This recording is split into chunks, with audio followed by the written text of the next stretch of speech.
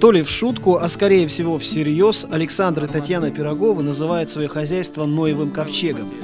Кроме лошадей, тут каждой твари не по паре, а намного больше. И особое внимание самым маленьким. Здесь клушка-бентамка выращивает фазанят.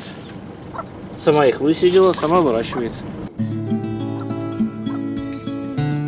Кроме бентамки, с крошечными фазанятами готовы нянчиться и курицы, и петухи, и любимый пес семьи Бим, и гости, и сами хозяева, которые считают, что это очень сложное дело. Маленькие, и забот они трогают еще больше.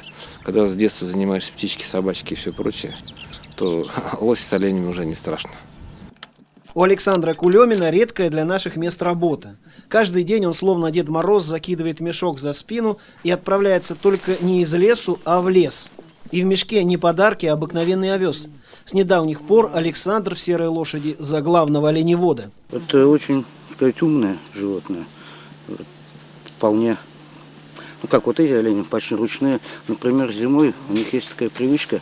Они не будут тропить свою тропу, если проехать на санях. Они, например, пойдут по санному следу. Я сказать, зачем топтать самим, если уже за тебя протоптали. Вот. И вот летом они, например, через канал с водой находят самые мелкие места, где переходить. Я вот, например, не хожу так, а хожу через их тропы. Олени в наших местах явление почти уникальное. Это не преувеличение.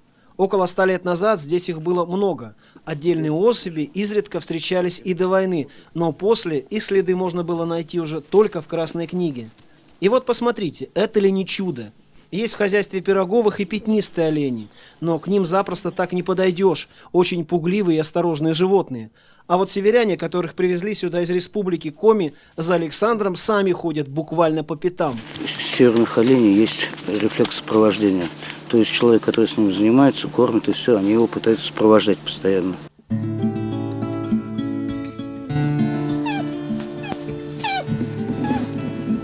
Ваша мама пришла, молочка принесла. Это Нюша, а это Кроша.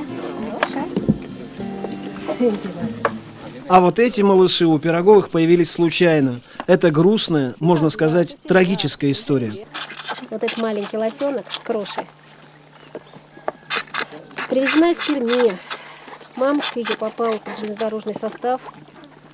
Малышка новорожденная осталась. Мы срочно туда выехали, оформили все документы, что тоже непросто сделать, ветеринарные, разрешительные. И так у нас появилась Кроша. Не успели мы ее привезти, на второй звонок. Приблизительно похожая история у лосенка Нюши. Судьба Кроши и Нюши тоже могла бы стать трагической, если бы оленята не попали в добрые руки. Даже удивительно, такие крупные животные, и так как маленькие котята пищат.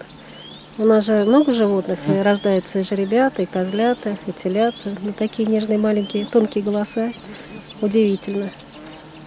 Вообще спрашиваете, что ощущаю. Вот когда смотришь на своих детей, какое ощущение? Ощущение радости? Ну, еще какие-то чувства. Восторга, блаженства, да? Гордости, что у тебя такие хорошие, красивые дети. Наверное, все то же самое. Глядя на эту идиллическую картину, не подумаешь, что все это делается не благодаря, а вопреки обстоятельствам. Предупреждение, что у вас ничего не получится, ну, по моему характеру не может быть такого, что у меня не получится. Я из себя вылезу, и все получится. Вот в этом весь Пирогов. Можно не сомневаться, что скоро здесь появятся косули, зайцы, русаки, куропатки и даже благородные олени. И будет здесь самый настоящий заповедник.